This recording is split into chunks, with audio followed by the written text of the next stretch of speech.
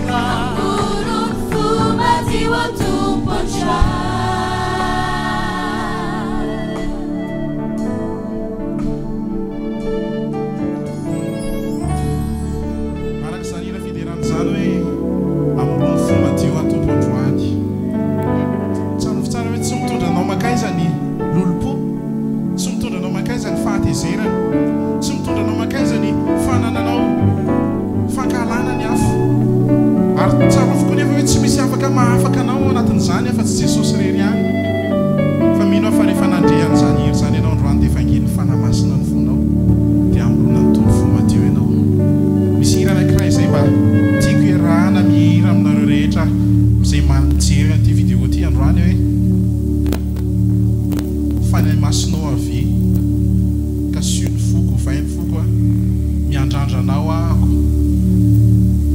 satria ianao le mitondra fiainam-baovao. Ny fanahy masina no namako rehetra izay mijery atao anatin'izao pety izao no afaka mitondra fanavaozana ny fiainantsika, ary izy rery ihany no afaka hoe mitondra fanovana ny fiainanao. Ka androany tiako kasihan'ny fanahy masina ianao mitirity hoe fanahy masina avy hovainy foko miandrandranao ny ao anatiko ao.